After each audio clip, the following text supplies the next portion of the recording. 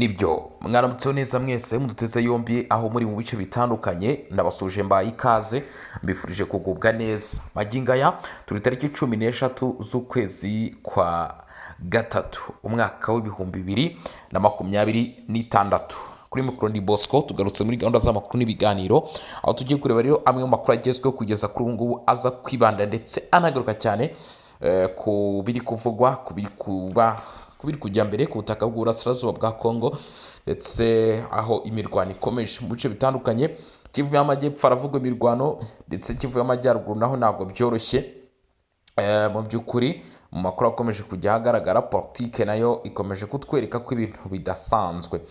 Ni mu gihe kugeza kuri ubu ngubu ikigo Akland Institute gisaba Amerika gufata ingamba zikomeye ku ruhande rw'u Rwanda mu ntambara y'uburasirazuba bwa Congo mu gihe rushinjwa kutubahiriza amasezerano yasinyiwe i Washington tariki enye Ukuboza 2025. Igisirikare cy'u Burundi cyinjije abasu ofisiye bashya barenga 400 abaje gukora icyo turabirebaho. Tshisekedi umuryango wa Habyarimana ndetse na Nyamwasa ngo baba bari kunoza umugambi wo guhuza imbaraga zigamije kutangiza intambara ku Rwanda. Ibise byo waba wabimenye turaza kugenda tubigarukaho. Si ibyo gusa tugufite n'andi makuru atandukanye yibanda kandi agaruka ku bijyanye n'imirwano rero muri Kivu y'Amajyepfo ngaho natangiye nkubwira ndetse no muri Kivu y'Amajyaruguru. Ibyo bice byose turaza kugenda tureba tunyarukira tureba uko byifashe. Fasha rero ube hafi mu by'ukuri twinjire muri aya makuru. Kuri mikoro ndi Bosco tugenda kwinjira mu mujyi wa Goma turebe imimerere y'uyu mujyi uko yifashe ndetse n'ibijyanye n'igisirikare cy'u Rwanda. Rero ibyo byose akaba aribyo tugiye kuba twagarukaho. Nsuza cyane abantu bari mu Burundi, nsuza cyane abantu bari Uganda, nsuza abantu bari muri Repubulika Iharanira Demokarasi ya Congo, nsuza abantu bari Canada ndetse n'ahandi mu bice bigiye bitandukanye. Mwe mudahwema kutugaragariza urukundo. Kuri inshuro rero mu by'ukuri ndabashimira cyane kandi nanone abantu mukomeje gukanda subscribe ni iby'ingenzi kandi iby'agaciro. Like ibitekerezo cyangwa se inyunganizi nabyo turabyakira muri comment. Hanyuma rero reka twimata tudondosha turebe uko ibi bintu byifashe wa muntu we. Mu gihe rero u Rwanda rukomeje gushijwa kugira uruhare mu bibazo biri kuba mu burasirazuba bwa Congo ndetse no kutubahiriza amasezerano yagiye yasinywa mu kigo cy'ubushakashatsi n'isesengura ku bibazo bya politike n'ubukungu kizwi ku izina rya Akland Institute gifite icyicaro muri Leta Zunze Ubumwe za Amerika, cyasabye ubuyobozi bw'iki gihugu kongera ingufu mu guhagarika icyo cyise aggression y'u Rwanda mu burasirazuba bwa Repubulika ya Demokarasi ya Congo binyuze mu mutwe w'inyeshyamba wa M23. Iki kigo kivuga ko iyi ntambara imaze imyaka hafi 30 iteza umutekano muke, ubusahuzi bw'umutungo kamere ndetse n'imibabaro ku baturage ba Congo ari nabo bibasirwa cyane. Mu itangazo ryasohotse ku wa kane tariki 12 Werurwe, Akland Institute yavuze ko ibihano byafashwe na Leta Zunze Ubumwe za Amerika binyuze mu biro bishinzwe kugenzura imitungo y'abafatiwe ibihano office byo muri Minisiteri y'Imari bidahagije. Ibyo bihano byafatiwe ingabo z'u Rwanda RDF hamwe n'abayobozi bane bakuru bazo. Ibirego byo gushyigikira M23 Akland ivuga ko hashingiwe ku itangazo rya Minisiteri y'Imari ya Amerika, ingabo z'u Rwanda zishinjwa gushyigikira, gutoza no kurwana ku ruhande rw'umutwe wa M23. Umutwe w'inyeshyamba wamaze gushyirwaho ibihano na Amerika ndetse n'umuryango w'abibumbye kubera guhonyura uburenganzira bwa muntu no guteza ihunga rikomeye ry'abaturage mu burasirazuba bwa Repubulika Iharanira Demokarasi ya Congo. Nk'uko iki kigo kibivuga, ibitero bya M23 ngo byatumye ifata ibice byinshi by'ingenzi birimo imijyi ikomeye ya Goma na Bukavu ndetse n'ahantu hakungahaye ku mabuye y'agaciro. Akland Institute ishimangira ko ibyo bitero bitari gushoboka hatabaye inkunga y'ubufatanye bw'ingabo z'u Rwanda n'abayobozi bazo, inyungu zituruka ku mabuye y'agaciro. Iki kigo kivuga ko ibihano bya Amerika bishobora kutagira ingaruka zikomeye ku nyungu z'amafaranga u Rwanda na M23 bikura mu bushukuzi bw'amabuye y'agaciro ava mu burasirazuba bwa Congo. Urugero rutangwa ni ikirombe cya Rubaya, kimwe mu bikungahaye cyane ku mabuye ya Krota, aho Akland Institute ivuga ko kuva M23 yafata iki kirombe mu mwaka wa 2024 yashyizeho uburenganzira bwihariye bwo kohereza Krota mu Rwanda bivuga ko uyu mutwe winjiza hafi amadolari 800,000 buri kwezi binyuze mu misoro ushyira ku musaruro no ku bucuruzi bwa Kolota. Uretse Kolota, iki kigo kivuga ko zahabu iva muri Kongo nayo yoherezwa mu Rwanda, bigatuma igihugu cy'u Rwanda cyageze ku rwego rwo kohereza zahabu mu mahanga ifite agaciro ka miliyari 2 z'amadolari mu mwaka wa 2025. Umubare ugaragaza inyungu nini zituruka kuri uwo mutungo.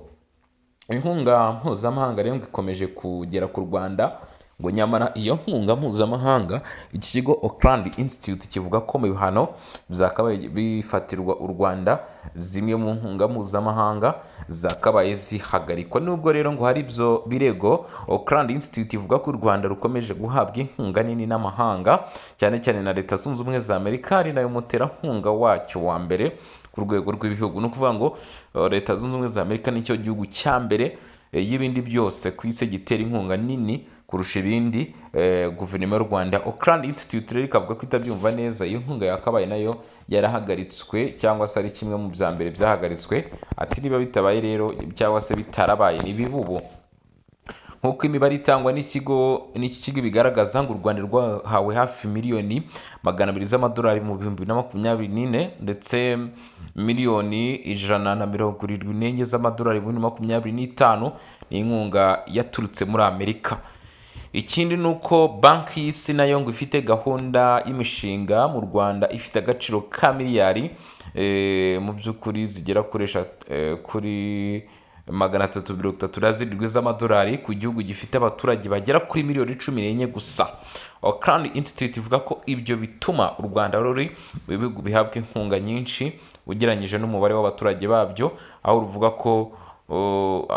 ruvuga ko ruri hafi guhabwa inshuro 4 kurusha Repubulika Iharanira Demokarasi ya Kongo ku muturage umwe, nk'uko iki kigo Auckland Institute kivuga. Ati kubw'ibyo rero ibyo ntabwo byumvikana neza uburyo kibikorwa, kandi iki gihugu kigenda gishinjwa nyine kugira uruhare mu makimbirane agiye atandukanye. Iki kigo kivuga kandi ko Horizon Construction Society ifitanye isano n'ingabo z'u Rwanda RDF yaba yarabonye amasezerano y'imirimo ifite agaciro ka miliyoni nyinshi z'amadolari mu mushinga wa banki y'isi ugamije guteza imbere imihanda.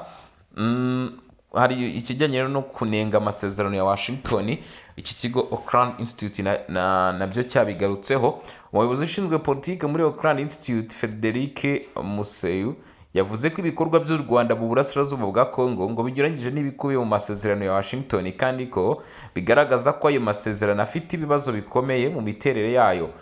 Ngo ni ukuvuga ngo kugeza uyu munsi bagira bati kuba u Rwanda rukomeza kurenga ku masezerano ya Washington kandi rukaguma mu bice bya Repubulika ya Demokarasi ya Kongo rwigaruriye, bigaragaza amakosa ari muri aya masezerano yiswe ay'amahoro. Aha u Rwanda rwahawe amahirwe yo kubona umutungo wa Kongo no kuwutunganya mbere yo kuwusubiza ku masoko mpuzamahanga. Ibi ni nk'igihembo gihabwa uwagabye igitero kandi byamaze kumwinjiriza amamiliyoni menshi y'amadolari binyuze mu gusahura umutungo wa Kongo. Ubu buryo ntibushobora kuzana amahoro arambye muri Kongo. Raporo rero ngo yasohotse mu 2025. Ikigo kibukije ko mu Kwakira 2025 cyasohoye raporo bise Shafted mu by'ukuri igaragaza uburyo ibikorwa bya diplomasi byatewe inkunga na Amerika bishobora gukoreshwa nk'inzira yo guteza imbere ubucukuzi bw'amabuye y'agaciro aho kugarura amahoro. Ati rero ibyo nabyo bikwiye gusuzumwa. Iyo raporo yanagaragaje ko Perezida w'u Rwanda Paul Kagame ari we mugaba mukuru w'ingabo z'u Rwanda, ngo akomeje kugaragazwa nk'umuntu utarafatirwa ibihano bikomeye, nubwo akomeje gushinjwa kurenga ku masezerano y'amahoro n'ayo guhagarika imirwano mu myaka ishize. Bivuze ngo iki kigo Auckland Institute kivuga ko umukuru w'igihugu cy'u Rwanda Paul Kagame nawe akaba yafatirwa ibihano ko gukurikiranwa kugira uruhare mu bibazo bya Repubulika ya Demokarasi ya Kongo. U Rwanda rwanenze ibihano bya Amerika. Nyuma yo gufatirwa ibyo bihano, guverinoma y'u Rwanda yatangaje ko ibifata nk'ibyemezo byafashwe uruhande rumwe kandi bihindura ukuri kubibera mu burasirazuba bwa Kongo. Mu itangazo ryasohowe n'ibiro by'umuvugizi wa guverinoma, Kigali yavuze ko Repubulika ya Demokarasi ya Kongo nayo irenga ku masezerano yo guhagarika imirwano, avuga ko hakomeje ibitero bya drone n'ibitero byo ku butaka bivugwa ko byahitanye abantu benshi.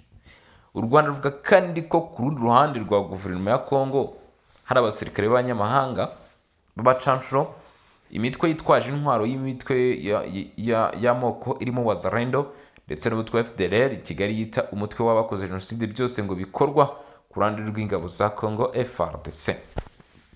Hari igisubizo cya guverinoma. Ku ruhande rwayo ngo guverinoma ya Repubulika ya Demokarasi ya Kongo yatangaje ko ibihano byafashwe na Amerika ari ikimenyetso cy'uko amahanga atangiye gushyigikira kubahiriza ubusugire n'ubwigenge bw'iki gihugu cya Repubulika ya Demokarasi ya Kongo. Ni intambwe nziza nyine yatewe. Leta ya Repubulika ya Demokarasi ya Kongo ntabwo ibigaye ahubwo irabishima, ikavuga ko bigaragaza urugendo rwatangijwe. Minisiteri y'itumanaho n'itangazamakuru ya Repubulika ya Demokarasi ya Kongo ihagarariwe na Patrick Muyaya yavuze ko ibyo bihano bigaragaza ko amagambo ya diplomasi agomba kujyana n'ibikorwa bifatika ku rugamba, cyane cyane mu kubahiriza amasezerano ya Washington. Kinshasa ishimangira ko amahoro arambye mu burasirazuba bwa Kongo no mu karere k'ibiyaga bigari azagerwaho ari uko habayeho guhagarika inkunga ku mitwe yitwaje intwaro, kubahiriza ubusugire bw'igihugu no kubahiriza amategeko mpuzamahanga. Diplomasi ngo iracyagerageza gushaka umuti. Mu gihe ibi byose bikomeje, ibiganiro bya diplomasi birimo izira Washington n'iya Doha bishyigikiwe n'umuryango wa Afurika yunze ubumwe bikomeje kugerageza gushaka umuti w'iki kibazo.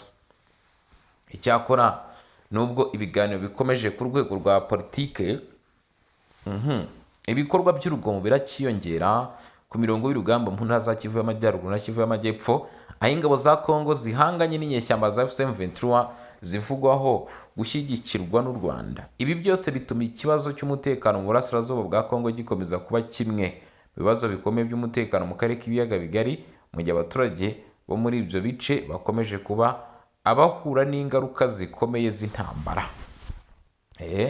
Abahura n'ingaruka zikomeye z'intambara rwose.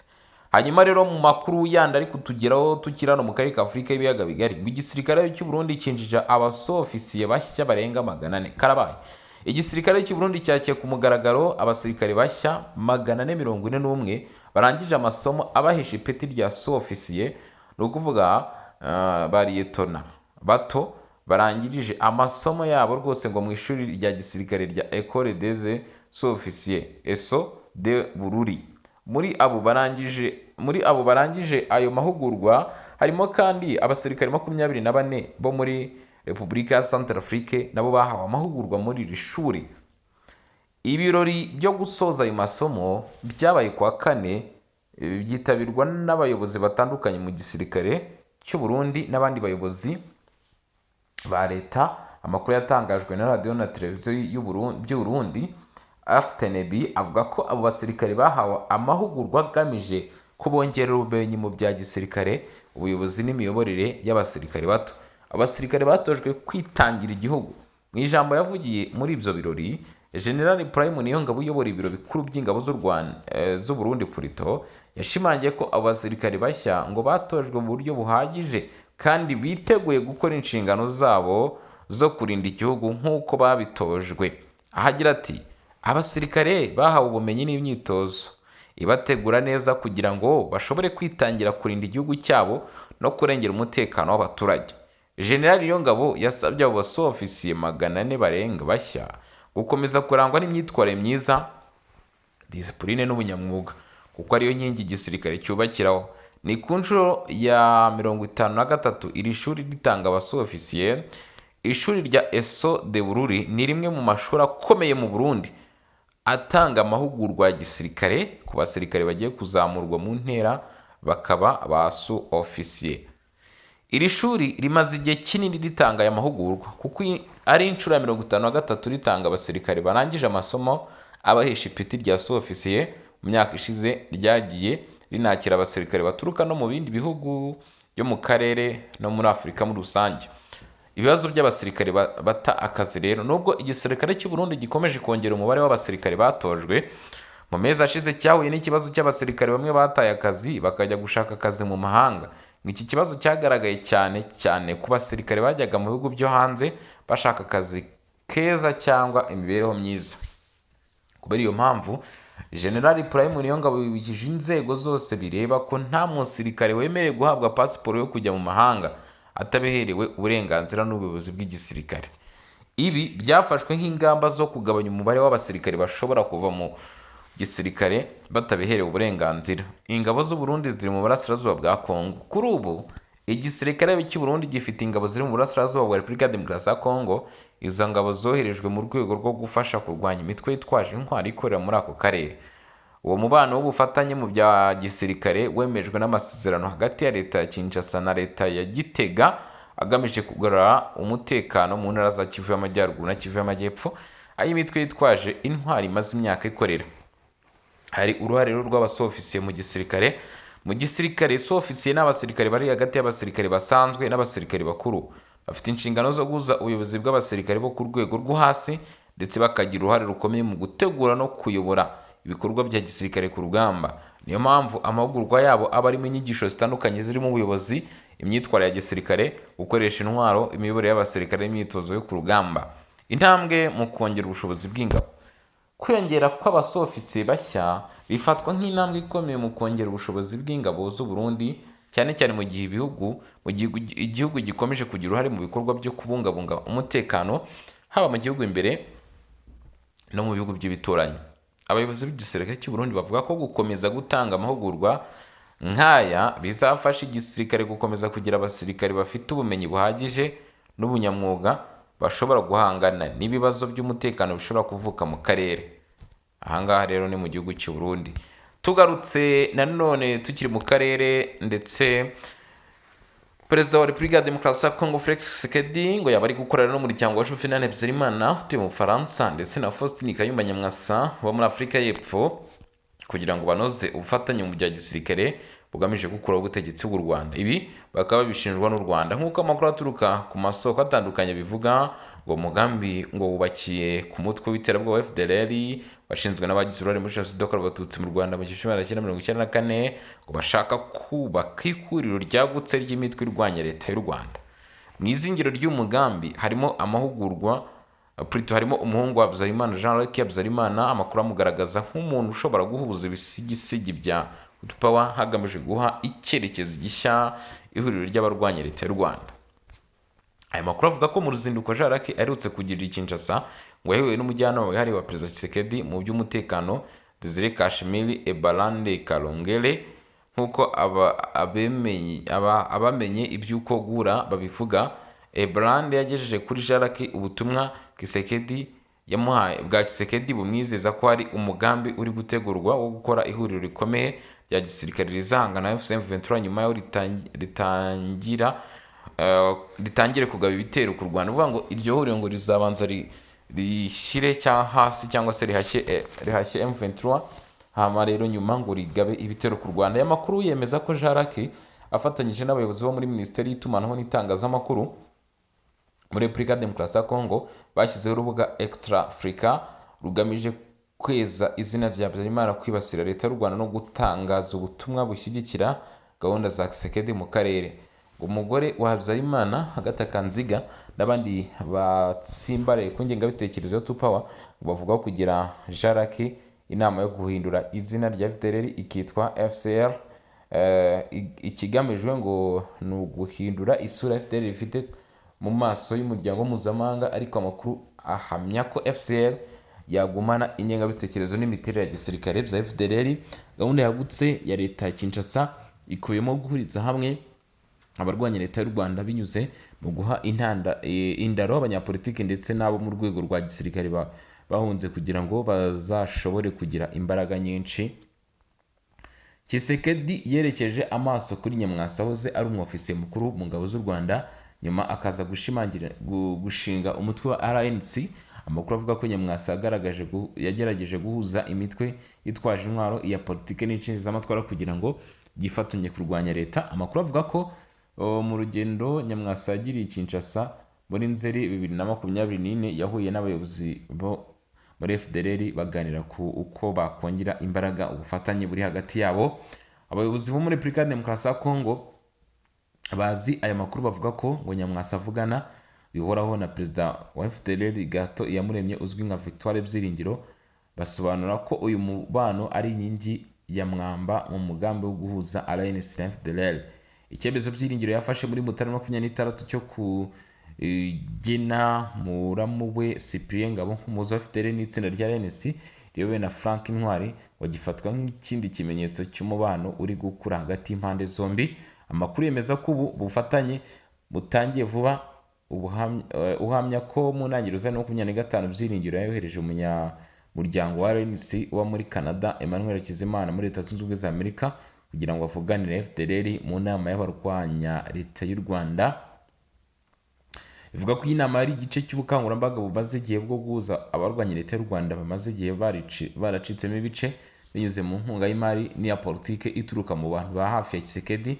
Ibikorwa byo gushaka abayoboke ngo bajya mu ihuriro rirwanya leta y'u Rwanda byakajije umurego, harimo abashyigikiye FDLR baba muri Uganda n'abavugwa cyane muri RNC nka Charles Kambanda, Eugene Gasana na Christine Uwizera Coleman. Aya makuru avuga ko umugambi Tshisekedi utakiri ibanga kuko ukomeje bwa FDLR ibikoresho kwegera abagize uruhare muri jenoside cyangwa bafitanye isano nabo no gushaka guhuriza amatsinda yanga leta y'u Rwanda mu mugambi umwe wo kuyirwanya. Ibyo nanone nibigarukwaho na leta y'u Rwanda, bigaragaza ko ngo hari ikintu kiri gutegurwa kandi cyo kwirindwa gishobora guhungabanya umutekano w'u Rwanda. Ari impamvu u Rwanda rwo ruvuga ruti mu gihe FDLR gihari ndetse n'abakorana nayo bose akiri ibibazo by'umutekano, twebwe turakomeza kugumisha ingamba z'ubwirinzi byanze bikunze. Ayo rero nabwo makuru yaragezweho, mbashimira cyane babwira ntimwagoze cyane kudukurikirana. Kuri mikoro na Bosco in Region Info turagaruka amasaha imbere turana n'ibindi babigezweho uko biraba byifashe mu bice bigiye bitandukanye. Nimucikwe.